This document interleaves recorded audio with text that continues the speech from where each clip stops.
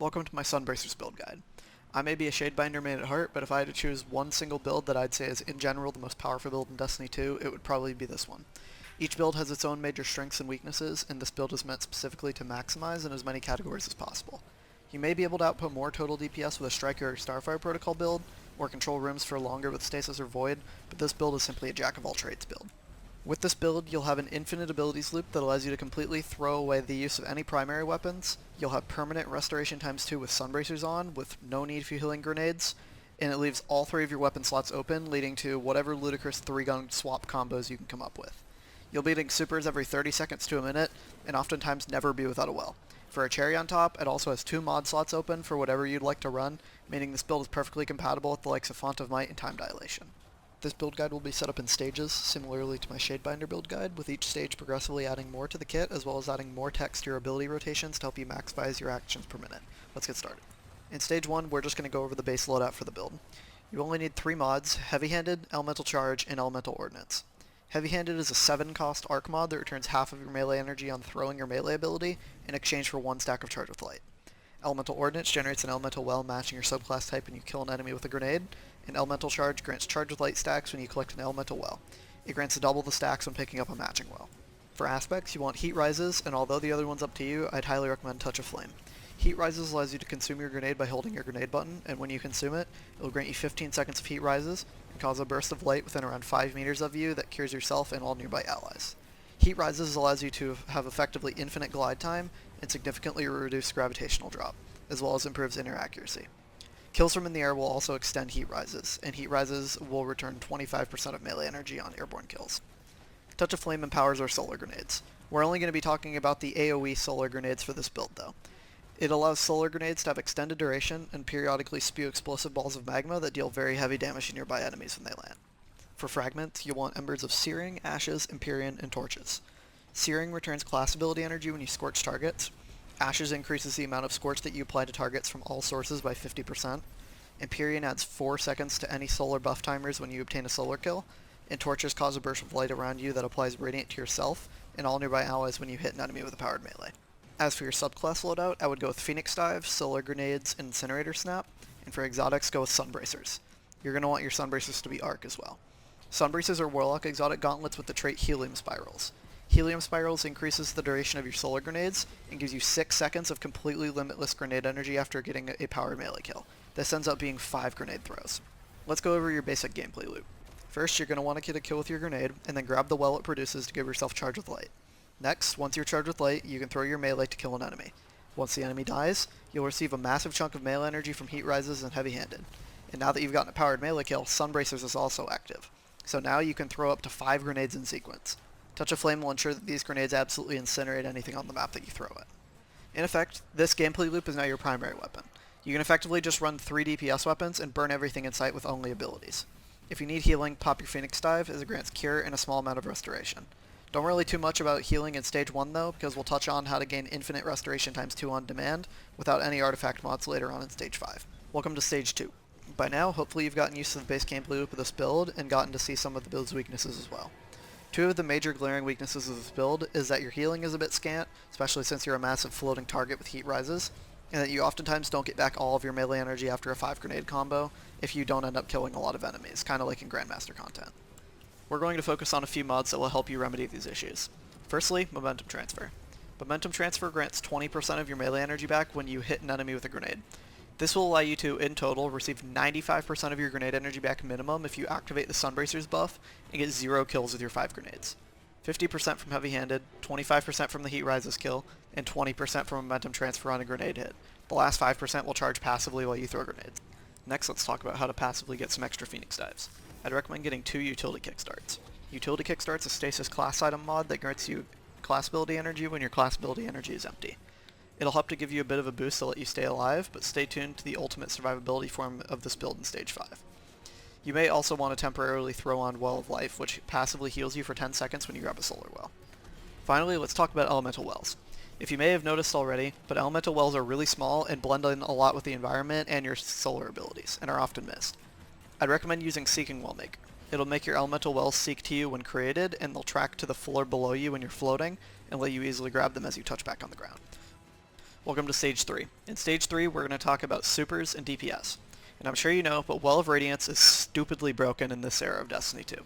In almost every piece of content in this game, it's basically a what if I was immortal for 35 seconds button, with the added bonus of giving your entire team a flat 25% damage bonus to all weapon damage. So what if you could get that back every 30 seconds or so?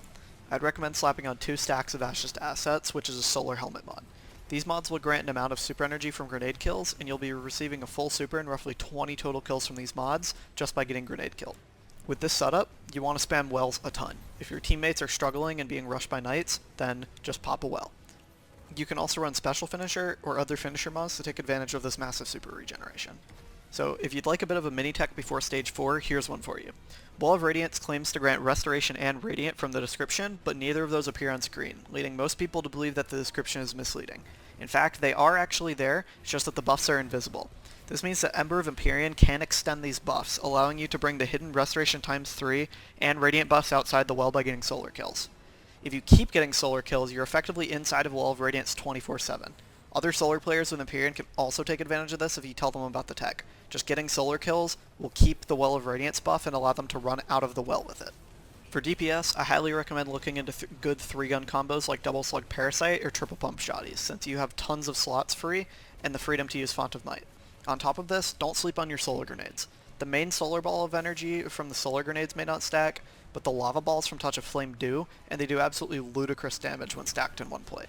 Dropping 5 solar grenades on a boss if you can find an ad during DPS phase provides some pretty crazy DPS, totaling to around an extra 850,000 to 1.1 million DPS per melee, depending on your lava ball RNG.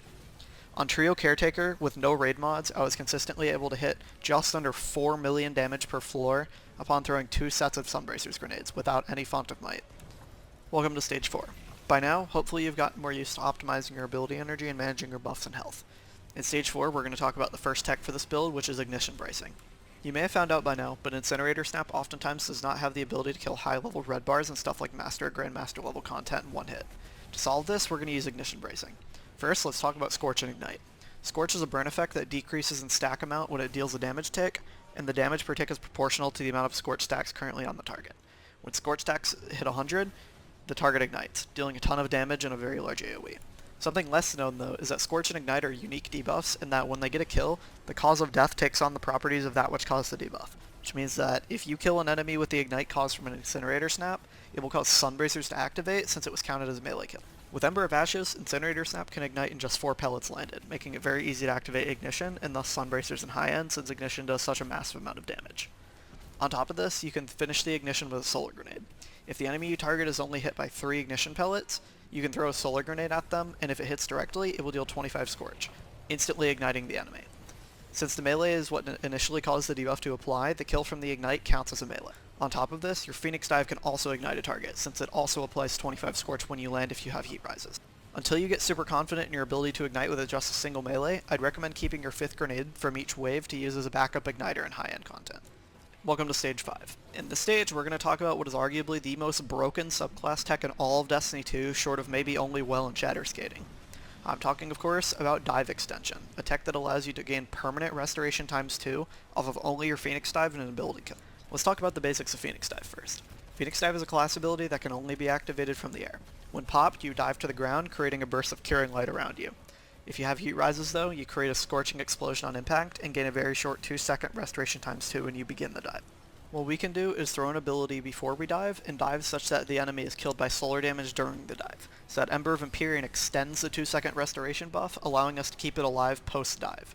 Now we can continue to extend it using Ember of Empyrean through solar kills for as long as we want. Credit to Zephyr from the Team Unity Discord for discovering this tech. Combined with your constant wells and ability to extend Restoration ×3 outside of a well, you should be nigh invincible. Things to consider is that the ignition from your abilities can also activate Ember of Empyrean since it deals solar damage. In high-end content, you're going to want to start getting mental notes of what will and won't survive an Incinerator Snap, since you need to be ready to dive or not dive when you see that ignition start to glow. If you know it's going to die immediately to the Incinerator Snap, you're going to want to pop your Phoenix Dive immediately after throw your melee.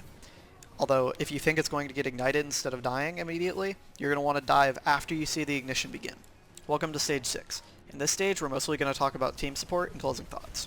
So let's face it, you have way more healing than any one person should ever hope to have or ever need, on top of 40% flat DR from your resilience value. Due to this, I'd recommend looking more out for your team than your own health. If you see allies break shields, just keep in mind all of the healing utility you have. Phoenix Dive will heal people, Popping Heat Rises will heal people, and you have a Wall of Radiance that you oftentimes don't even need. On top of this, you can use your Solar Grenades for support. Throw them on doorways, or throw them on teammates to prevent a rushing knight. Lava Blobs from Touch of Flame have staggering capability and can easily shove enemies away from your team. Good Dawnblades with this build can dish out some pretty scary offense, but the best Dawnblades are the ones that are going to be able to provide their teammates with support interlaced into their own ability loop. Don't think of support as just something you have to do to keep people alive, but rather think of your Solar Grenades as multi-purpose tools. When you're holding a Solar Grenade, you have to make a conscious decision. Is this grenade a Fireball or a Healing Burst? Now for the conclusion. Once again, I'd like to mention my clan, Team Unity. We're a medium-sized clan that raids multiple times a week and are dedicated to helping players become the best that they can be, and if you'd like to stop by and say hello or raid with us, our link's in the description. If you haven't seen my Shadebinder build guide, it's also in the description. Have fun with the build.